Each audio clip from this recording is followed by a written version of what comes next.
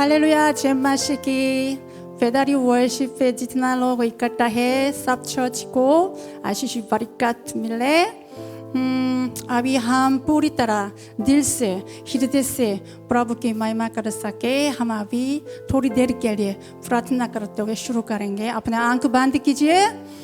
प्रभु, हम तेरी जरूरत है। प्रभु यीशु, हमारा बीच में आइए। जो भी करे हम तेरे लिए करना चाहिए, जो भी करे तेरे साथ करना चाहिए। हमारा दोबारा पाक शुद्ध दिल से पूरी तरह तेरी स्तुति प्रशंसा करें। मदद कीजिए प्रभु यीशु।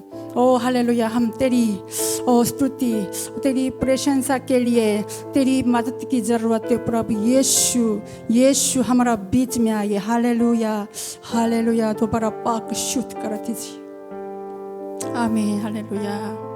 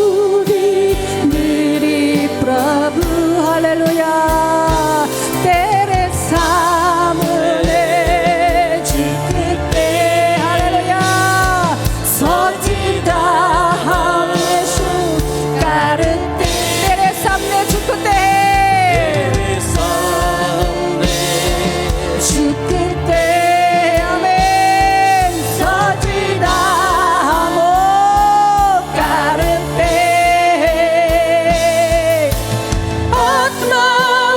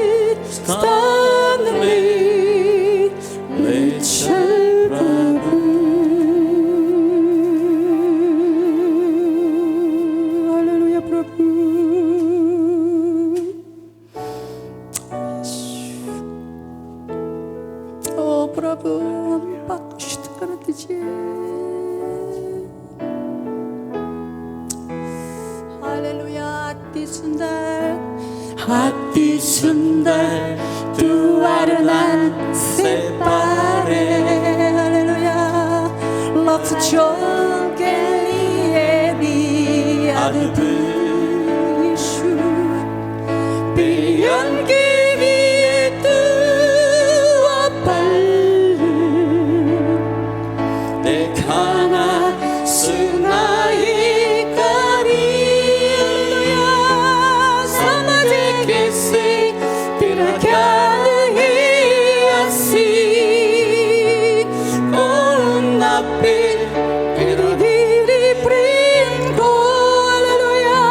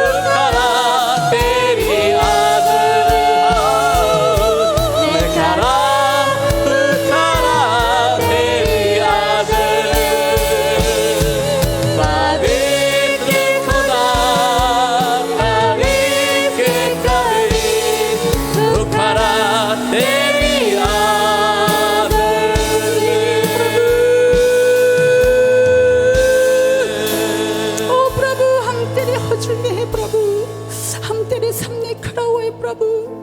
ओ पूरी तरह हम आत्मिक आंख खोलकर तुझे देख सके, आत्मिक कान खोलकर तेरी आवाज सुन सके प्रभु। हमारा बीच में आइए, हमारा आराधना को, हमारा स्तुति पूरी प्रशंसा को पूरी तरह कबूल कर दीजिए प्रभु। सिर्फ तेरी महिमा हो, सिर्फ तेरी महिमा हो। हालेलुया। यीशु तेरी स्तुति हो, तेरी महिमा हो, प्रशंसा हो प्रभु यीशु। तेरी स्तुति हो, तेरी महिमा हो, प्रशंसा हो प्रभु। तेरी स्तुति हो, तेरी स्तुति हो, तेरी महिमा हो, प्रशंसा हो प्रभु। तेरी स्तुति, तेरी स्तुति हो, तेरी महिमा हो, प्रशंसा हो प्रभु। तेरी स्तुति, तेरी स्तुति हो, तेरी महिमा हो, प्रशंसा हो प्रभु।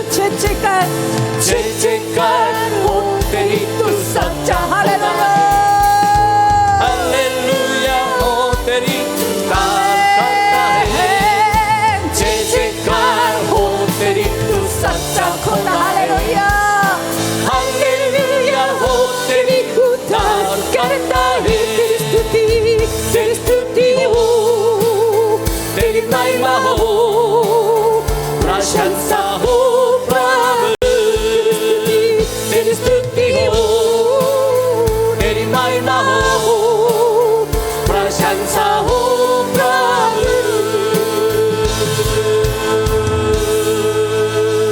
तेरी स्तुति तेरी महिमा हमेशा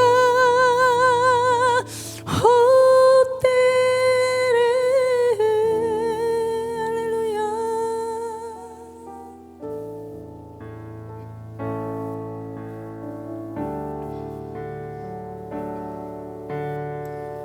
करते हैं तेरी हम स्तुति,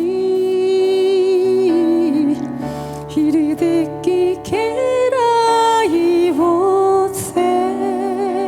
हालेलुया। करते हैं तेरी हम स्तुति,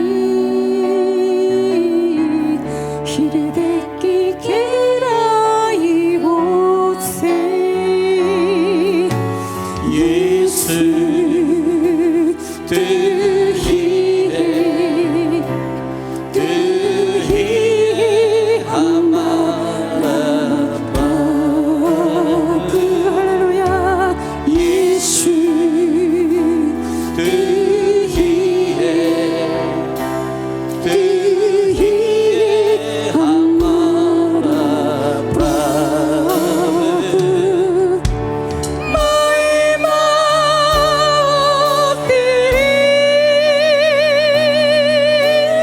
महिमा तेरी, ओ महिमा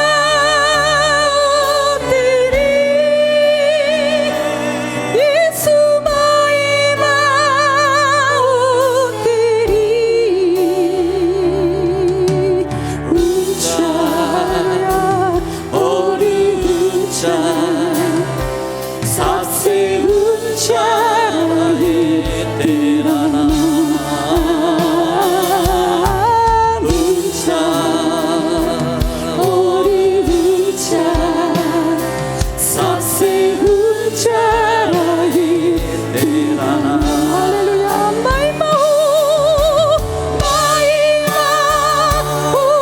तेरी, महिमा तेरी, ओ महिमा तेरी, यीशु महिमा तेरी। ऊंचा ऊंचा और ऊंचा, सबसे ऊंचा है तेरा नाम। ऊंचा ऊंचा, सबसे ऊंचा है तेरा नाम। हालेलुया। आत्मा और सच्चाई से, आत्मा और सच्चाइयों से तेरी आराधना करेंगे। मेरा प्रभु, मेरा राजा। हालेलुया। आत्मा और सच्चाई से, और सच्चाइयों से सब मिलकर तेरी आराधना करेंगे। हालेलुया। यीशु यीशु तू ही है। हालेलुया। हमारा प्रभु यीशु तू ही है। यीशु तू ही है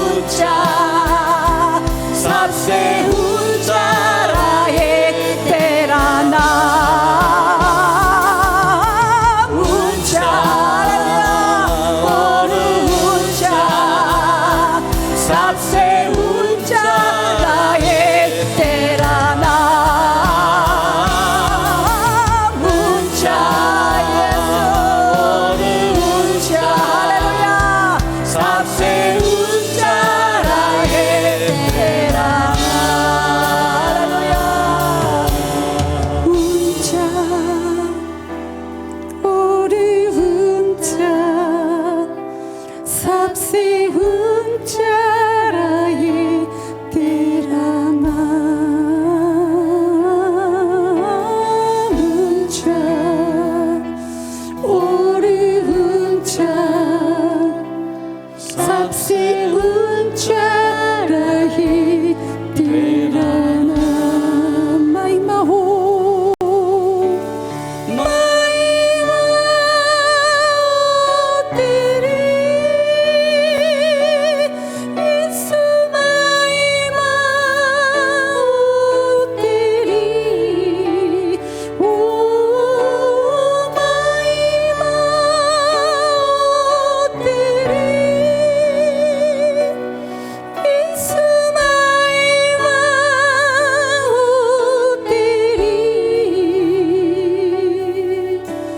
ऊंचा और ऊंचा सबसे ऊंचा रहे तेरा नाम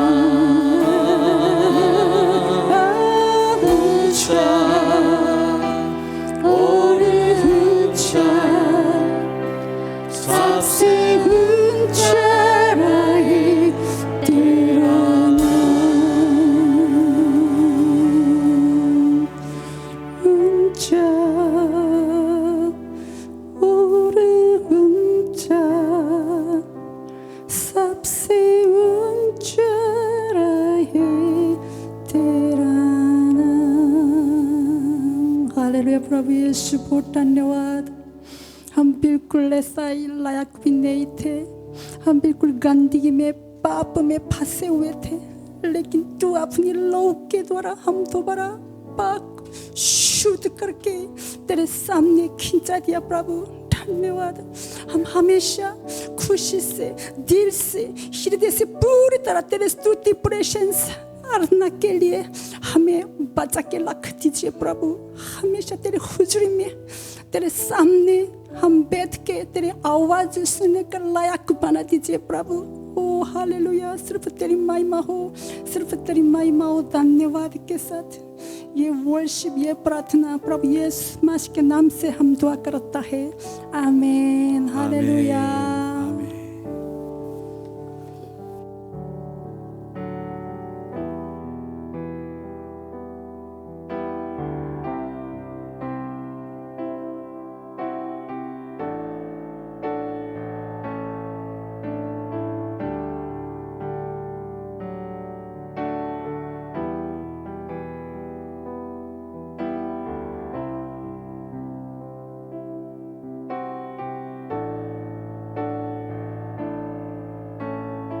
लिया प्रभु का धन्यवाद आज फिर से हम परमेश्वर के सामने सब ऑनलाइन के माध्यम से साथ मिल के परमेश्वर की महिमा किए हैं क्यों ना हम ताली बजाते हुए परमेश्वर का धन्यवाद करें हालेलुया आए अभी हम परमेश्वर के वचन को हम सुनने जा रहे हैं सब मिल के पढ़ते अपने बाइबल को खोले सब लोग लुक्का की सुसमाचार 16 अध्याय 19 से 31 तक लुक्का के सुसमाचार 16 अध्याय 19 से 31 तक ये बहुत थोड़ा लंबा वचन है सब लोग अपने आंखों से पढ़ ले तो ये वही वचन है एक दानवान आदमी और जो बहुत कंगाल आदमी नाजार दोनों के बीच का ये कहानी जो प्रभु यीशु मसीह ने जो बताया था उसके बारे में ये वचन पूरा बता दिया गया है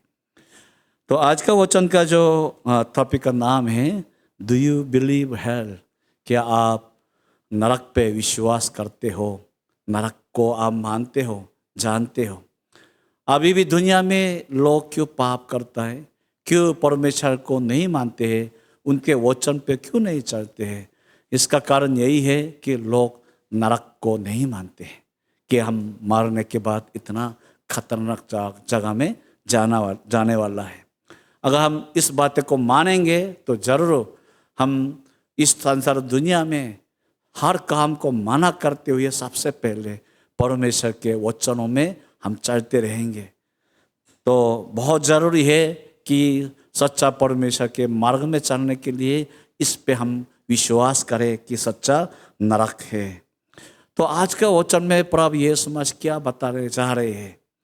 हाँ, ये कोई मतलब ये नहीं है कि अमीर आदमी स्वर्ग नरक में जाएगा और गरीब आदमी कंगाल आदमी स्वर्ग में जाएगा, मतलब वो नहीं है।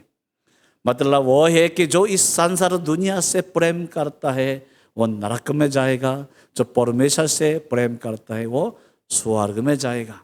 पर अभी प्रभु यीशु मसीह इसमें दो ही बात सबसे पहले हमें सिखाना चाहते हैं। सबसे पहले यही है कि हम सब मरने के बाद नरक या स्वर्ग में जाएंगे।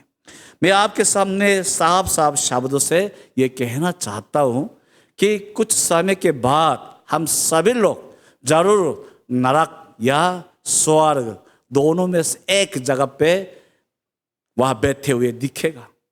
आप सभी लोग दोनों जगह में से एक जगह जरूर जाना ही पड़ेगा। तो आप स्वर्ग में जाएंगे, नरक में जाएंगे, उस दिन पता चल जाएगा कि आप कहाँ बैठे हो। पर सच बात तो यही है कि हम पक्का नरक या स्वर्ग दोनों जगह में से एक जरूर जाएंगे। कुछ लोग कहते हैं कि नरक नहीं है, कि परमेश्वर इतना प्रेम करने वाला है तो नरक क्यों बनाया होगा, परमेश्वर सभी को उद्धार कर देगा और स्वर्ग में ले जाएगा। ये तो सब झूठा सुसमाचार है। ऐसा थोड़ी होता है। परमेश्वर प्रेम करने वाला है, पर परमेश्वर न्याय करने वाला है। परमेश्वर हमसे रहम भी करता है, पर परमेश्वर के अंदर में पापों के खिलाफ, पापों के विरोध में उनके अंदर में बहुत बड़ा क्रोध भी पड़ा हुआ है। इसलिए यूहन्ना प्रकाश वाक्य 21 अध्याय में जाएंगे तो वहाँ पे अच्छी तरह लिखा हुआ है कि जो दूसरी मौत कहला जाता है, नरक कैसे होता है, वहाँ पे कैसे कैसे लोग तल्ला जाता है। और दूसरी बात यही है कि आज के वचन के द्वारा प्रभु यीशु मसीह यही बताते हैं कि जो स्वर्ग में जाता है तो स्वर्ग में रहेगा, नरक में जाते हैं तो वो नरक में रहेगा। इधर से उधर, उधर से इधर आना जाना कभी होने का नहीं है। तो ये वचन अभी साफ साफ शब्द से बता रहा है कि जो व्यक्ति मरने के बाद नरक में जाएगा तो वो कभी किसी हालत में किसी तरीके से भी स्वर्ग में दोबारा पहुंच नहीं सकता। इसलिए आप नरक जाना चाहो या स्वर्ग जाना चाहो तो उसका फैसला कहाँ पे करना होगा? यहाँ। जब तक जिंदा है तो यहाँ पे आपका फैसला होना चाहिए। और तीसरी बात प्रभु यीशु मसीह इसके ऊपर बता रहे हैं कि नरक का स्थिति कैसा है। ये दानवान आदमी नरक की तकलीफ में क्या बोला था? हे अब्राहम, हे अब्राहम। जो अब्राहम के गोद में बैठे, अब्राहम से कहा कि अपना जो लाजर को मेरे पास भेज दे और अंगुली से एक बूंद का पानी ऐसा मेरे मुंह में डाल दे, ताकि जो इतना परेशानी में है मेरा शरीर थोड़ा ठंडा हो जाए। तो बिल्कुल अब्राहम ने मना किया कि कोई व्यक्ति इधर से उधर जा नहीं सकता। तो एक बार आप सोचिए, ये बड़ी हमारे लिए तकलीफ की बात है कि जिस दिन हम कोई भी अगर नरक में जाना पड़े तो वहाँ जाने के बाद इतना तकलीफ में जो इंसान के सहन से बाहर है, ऐसा तकलीफ में आंखें उठा के देखा तो स्वर्ग में बैठे हुए सच्चा विश्वास लोगों को देखेंगे तो उनके मन में कितना कितना तकलीफ आएगा। या मैं जब वो लोग मुझसे कहता था कि सच्चा विश्वास करो, सच्चा पश्चाताप करो, उस टाइम में सच्चा परमेश्वर के वचन को ग्रहण करते हुए उनके समान बन जाता तो आज मैं यहाँ नहीं रहते। पर आप देखो मैं यहाँ हूँ और वो लोग वहाँ पड़ा हुआ है। शायद मुझे ऐसा लग रहा है उस दिन नरक के तकलीफ से भी बढ़कर वही स्थिति को देखना उन लोगों के लिए और तकलीफ की बात बन जाएगा। इसलिए मैं चाहता हूँ आज के वचन के द्वारा कि कोई भी अपना मन में ऐसा संदेह न रखे कि नरक नहीं है। जरूर नरक है, इसलिए उस पर पूरा भरोसा विश्वास होना चाहिए। हालेलुया। तो मैं आगे बढ़ना चाहता हूँ कि प्रभु यीशु मसीह के द्वारा हमें क्या बयान कर रहे हैं, क्या सबूत हमें साबित करके देना चाहते हैं। सबसे पहले नरक सच में मौजूद है, प्रभु यीशु मसीह इसके बारे में बताना चाहते हैं। यूहन्ना 3:16 सभी लोग शायद पता होगा कि क्योंकि परमेश्वर ने जगत से ऐसा प्रेम रखी कि अपना इकलौता बेटे को दे दिया ताकि जो कोई उस पर विश्वास करे वो क्या ना हो, नाशित ना हो। जो प्रभु यीशु मसीह पे विश्वास करे वो नाशित ना हो। तो कहाँ पे नाशित हो जाएगा? हाँ, जब हम नरक के आग में नाशित हो जाता है। यूहन्ना प्रकाश वाक्य 20 अध्याय 14-15 में जाएंगे तो नरक का स्थिति कैसा है पूरी तरह वहाँ पे पूरा समझा दिया गया है। तो पूरे बाइबल में कोई ऐसी जगह मिलता नहीं है कि नरक नहीं है। हर जगह पे यही गवाही देते हैं और सबसे बड़ा गवाही प्रभु यीशु मसीह का यही सलीब है। अगर नरक ना होता, प्रभु यीशु मसीह आसमान से उतर के जमीन में आने का कोई ज़रूरत ना होता। अगर नरक ना होता तो उनको अपना खून हमारे लिए देने की कोई ज़रूरत ना होता। अगर नरक ना होता तो उनको हमें उद्धार दिलाने के लिए इतना बड़ा तकलीफ दुख उठाने की कोई ज़रूरत ना होता। प्रभु यीशु मसीह को किसने मजबूर किया? ये नरक के आग ने मजबूर किया यहाँ दुनिया में आने के लिए। सलीब पे अपना जान देने के लिए किसने मजबूर कर दिया? नरक के आग ने उनको मजबूर कर दिया। जब हम सलीब को देखते हैं तो आपको समझना चाहिए कि ये अभी पूरी तरह घोषणा कर रहे हैं कि नरक है और परमेश्वर चाहते हो कोई वहाँ पे ना जाए। Hallelujah, hallelujah. और नरक कैसे होता है? दूसरी बात ये आपको बताना चाहता हूँ, शायद आप सबको पता है पर सिर्फ एक शब्द में आपको रखना चाहता हूँ कि नरक वही जगह है कि वहाँ बहुत तकड़ा आग का झील है। बिल्कुल यूहन्ना प्रकाश वाक्य 20 के 15 आयत में जाएंगे, आप अच्छी तरह पढ़ के देखोगे वहाँ पे क्या लिखा है। बहुत बड़ा आग का झील पड़ा हुआ है, उसको क्या कहते हैं? दूसरा मौत कहते हैं। तो वहाँ पे जो डाला जाएगा तो इंसान कैसे बर्दाश्त कर पाएंगे? ये बहुत समस्या, बहुत बड़ी दुख तकलीफ की बात है। तो नरक के विषय में हमारे समझ से बाहर इतना खतरनाक बात मैंने सुन लिया है, पर मैं आपको सिर्फ एक शब्द यही कहना चाहता हूँ, वह इतना बड़ा आग का झील है और वहाँ पे डाला जाएगा तो वो कैसे बर्दाश्त कर पाएंगे। और दूसरी बात, वो वहाँ कैसे कितना हमें तकलीफ होता है, इतना तकलीफ होता है कि मनुष्य मरना चाहे तभी भी मर नहीं सकता है। यही इस संसार में हम तो मौत से बचने के लिए हम जीवन जीते हैं, पर नरक में लोग विनती करते, दुआ करते कि कितना अच्छा होगा मैं मर जाऊं, मेरा जान खत्म हो जाए ताकि इस तकलीफ से मैं बच जाऊं, इसका महसूस ना आए। पर पूरे बाइबल में ऐसा शब्द दिया गया है कि वहाँ किसको कीड़ा तक मारना नहीं होता। चाहे आग में कितना 10,000 डिग्री वाला आग में जलते रहे, पूरा हमारा शरीर बिल्कुल कल्ला सा हो जाए, बिल्कुल खत्म हो जाए, तभी भी कहते मरता नहीं है, सिर्फ उसका तकलीफ सहन करना पड़ेगा, चखते लेना पड़ेगा। कितना खतरनाक जगह है। और इसलिए नरक और इसलिए हमारे लिए खतरनाक है कि वहाँ कोई डाला जाएगा वहाँ समय रुक जाता है। इसलिए कहता है कि वो हमेशा के लिए सजा दिया जाएगा, सर्वदा वहाँ पे रहना ही पड़ेगा, हमेशा के लिए वहाँ रहना पड़ेगा। हमेशा की बात ये समय कैसे होता है आपको समझ में नहीं आया होगा, इसलिए मैं आपको समझाने के लिए एक उदाहरण बता रहा हूँ।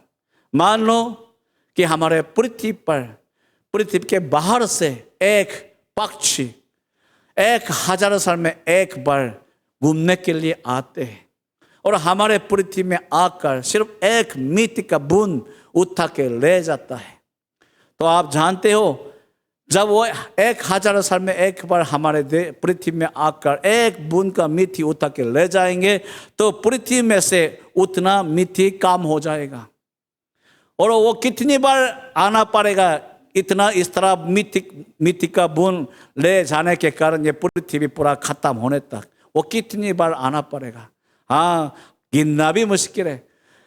1000 साल में एक बार आकर खाली एक बूंद का मिट्टी ले जाएंगे तो ये पृथ्वी का सारे मिट्टी को खत्म करने के लिए कितने बार आना पड़ेगा। हाँ, गिनना भी मुश्किल है। पर मैं आपको समझा रहा हूँ कि हमेशा का समय यही है, उतने समय से भी बहुत लंबा है, उतना समय भी छोटा कहला जाता है। इतना समय कहाँ पे रहना होगा? उस नरक के आग में रहना होगा। अंत है नहीं, अंत है नहीं। नरक इसलिए तकलीफ की जगह है, वहां पे बहुत तकरा आग जलते रहते हैं। दूसरा, कोई वहां पे दल्ला जाए मरना होता ही नहीं। तीसरा, वहां पे जो भी दल्ला जाएगा तो हमेशा के लिए वहां ही रहना पड़ेगा। इसलिए परमेश्वर भी विनती करता है, हम भी विनती करता है, जितना जिंदा है कोई भी मनुष्य नरक में ना जाए। पर कौन नरक में जाएगा? तीसरी बात यही है, कौन नरक में जाएगा? हाँ, सीधी सीधी साधारण बात यही है कि जिनके पास पाप है वो जरूर नरक में जाएगा। जिनके जीवन में पाप दिख रहा है वो जरूर नरक में जाएगा। मसीह लोगों के लिए यही है कि जिनके पाप प्रभु यीशु मसीह के लहू से पूरा साफ शुद्ध हुआ नहीं, वो नरक में जाएगा। सच्चा पश्चाताप किया नहीं, वो जरूर नरक में जाएगा। यूहन्ना प्रकाश वाक्य 20:14 में जाएंगे तो जिसका नाम जीवन के पुस्तक में लिखा हुआ ना मिले वो जरूर नरक में जाएगा। और प्रभु यीशु मसीह के कहने के अनुसार हम बताएंगे तो प्रभु यीशु मसीह को मानते हुए दिखाने के बाद जो झूठा विश्वास करते हैं वो सब नरक में जाएगा। मत्ती के सुसमाचार 7:21 में प्रभु यीशु मसीह ने क्या बोला? हे प्रभु, हे प्रभु। उस दिन बहुत लोग मुझसे है प्रभु प्रभु कहेंगे, मैं उसको साफ माना करूंगा, मैं तुझको नहीं जानता हूं। वो कहेंगे, प्रभु मैं तेरे नाम से दुष्ट आत्मा को भगा दिया, चंगाई कर दिया, अद्भुत काम कर दिया, भविष्यवाणी कर दिया। पर प्रभु यीशु मसीह कहेंगे, मैं तुझको बिल्कुल नहीं जानता हूं। क्यों? क्योंकि तुम लोग परमेश्वर की इच्छा पे नहीं चल रहा। परमेश्वर की इच्छा पे चलने का मतलब क्या है? जो परमेश्वर के वचन पे चलने वाला। कौन है जो परमेश्वर के वचन पे चलने वाला? परमेश्वर पे सच्चा विश्वास करते हैं, वो परमेश्वर के वचन पे सच में चलता है। इसलिए लूका के सुसमाचार 13:23-24 में प्रभु यीशु मसीह कहते हैं कि बहुत कम लोग स्वर्ग में प्रवेश होगा, बहुत कम लोग स्वर्ग में प्रवेश होगा। पहला यूहन्ना 2:15-16 अध्याय में यही आयत में यही लिखा है कि इस संसार से प्रेम करने वाला उसके अंदर में परमेश्वर का प्रेम होगा नहीं। और सिर्फ जो परमेश्वर की इच्छा पे चलता है वो सर्वदा बने रहेगा। तो इसका कोई मिलना के मतलब क्या है कि जो मसीह कहने के बावजूद परमेश्वर की इच्छा पे नहीं चलता है और संसार दुनिया से प्रेम करता है, परमेश्वर की इच्छा के लिए जीवन नहीं जीता है, मतलब जो झूठा विश्वास करता है वो सब कहा जाएगा नरक में डाला जाएगा। पौलुस के एक साथी थी, उसका नाम देमास है। पौलुस उसके विषय में यही बोला, ये मेरे साथी थी पर ये संसार से प्रेम करने के कारण संसार में चले गए हैं। दूसरा तीमुथियुस 4:10 आयत में साफ साफ लिखा हुआ है। क्या मतलब यही है कि पौलुस के साथी थी ये देमास, पर वो बीच में प्रभु यीशु मसीह को छोड़कर संसार से प्रेम करने लगे और संसार में चलने गया। तो वो कहाँ दिखेगा? वो अभी कहाँ पड़ा होगा? जरूर वो नरक के आग में डाला गया होगा। हालेलुया। तो मैं अभी आपको सीरियस होकर ये बात आपके सामने रखना चाहता हूँ कि हम जरूर कुछ दिन के बाद मर जाएंगे और मरने के बाद नरक या स्वर्ग दोनों में से एक जगह हम सबको जाना होगा। हम लोग कहाँ पे पहुँचेंगे ये अभी हमारे विश्वास से तय किया जाता है। जो अभी भी पापों को छोड़ता नहीं है, जो अभी भी प्रभु यीशु मसीह को सच में ग्रहण किए नहीं है, जो अभी परमेश्वर प्रभु यीशु मसीह पे सच्चा विश्वास नहीं करते, उनके इच्छा पे उनके कहने पे नहीं चलते, बल्कि अपना हृदय की तसल्ली के लिए, अपने जीवन के मकसद को पूरा करने के लिए यीशु के नाम को इस्तेमाल करता है, वो लोग जरूर, मैं चाहता हूं कि अपना जीवन खत्म होने से पहले पश्चाताप करें, सच में मान फिराए और प्रभु यीशु मसीह को सच में ग्रहण करें। Hallelujah, hallelujah. एक पास्टर की गवाही में सुनाकर ये वचन समाप्त करना चाहता हूं एक फादर जी ने कलीसिया के लोगों को देखभाल करते हुए एक विश्वासी को देखा जो हर रोज प्रार्थना करने के लिए भवन में आता है। बहुत अच्छा लगा, बहुत अच्छा लगा। पर कुछ दिन के बाद, कुछ महीने के बाद जो लगातार प्रार्थना में आते रहती थी वो ना आने लगे। तो बहुत अजीब सा लगा, ये क्यों नहीं आ रहे। तो इधर उधर पता करके देखा तो लोगों ने बताया कि वो अभी अपना खेत पे बहुत सब्जी लगाया और सब्जी का देखभाल करने के कारण वो अभी प्रार्थना में नहीं आ रहा है। तो ये फादर सामने उनके पास गए, उनको समझा दिया कि आप अपना उद्धार के लिए, आत्मा के लिए चिंता करो, अपना सब्ज का चिंता ना करो। तो ये विश्वास ये बोलते रहा, अरे सर जी चिंता ना करो, पहले इसका मैं निपटा के उसके बाद आपके पास आऊँगा। तो फादर साहब ने कई बार समझा दिया, नहीं नहीं, शैतान आपको किस तरह बिगाड़ देगा, आपका विश्वास और बिगड़ा जाएगा और शैतान आपको पूरा खा लेगा, ऐसा ना करना चाहिए। फिर भी ये नहीं माना, कई बार समझाया, नहीं माना। तो किस दिन ये फादर साहब ने निर्णय ले लिया और क्या किया, रात के समय उनके खेत पे जाकर उनके सारे सब्ज को उखाड़ के फेंक दिया, जिससे ये विश्वासी बहुत प्रेम करते थे। तो अगले दिन सुबह ये विश्वास बहुत आश्चर्य होते हुए कलीसिया में रोते हुए आया कि अरे सर जी किसने हमारे खेत पे हमारा सारे सब्ज को उखाड़ के फेंक दिया, ये कौन है। वो बहुत रोते हुए चिल्लाया। तो फादर साहब ने चुप रहा और उस दिन रात के समय उनके पास चलने गया और उनको सामने भी था कि उन्होंने आमने सामने यही बोला कि देखो वो सब्जी मैंने उखाड़ के फेंक दिया। ये विश्वास हैरान हो गया, क्या है, क्या मतलब है, क्यों मेरे जीवन में इतना तकलीफ नुकसान दे रहे हैं। तो उन्होंने यही जवाब दिया, आप अपना सब्ज का चिंता करते हो पर मैं आपकी आत्मा का चिंता करता हूं। उस सब्ज के चक्कर में आप अपना उद्धार ना खोए। तो ये फादर का ये हृदय को आप समझ सकता है। ये सब्जी और ये हमारा आत्मा का उद्धार दोनों को तोड़ के देखेंगे तो कौन है हमारे लिए बहुत कीमती है, जरूर उद्धार। पर अभी भी लोग दुनिया के सब्जी काम चीजों को बहुत कीमती समझते हैं, उद्धार को तुच्छ समझते हैं। कौन है ऐसे लोगों के लिए उनके खेत में जाकर उनके सब्ज को उखड़ के फेंक पाए और ये कह पाए कि आपके सब्ज से भी बढ़कर आपके आत्मा का चिंता करो। नरक सच में है, सच में नरक पे ना जाना है, प्रभु यीशु मसीह पे सच्चा विश्वास करो। एक बार विश्वास किया तो उनके बताए हुए मार्ग पे आखिरी सांस तक चलते रहो, तभी आप उद्धार पाओगे। हालेलुया।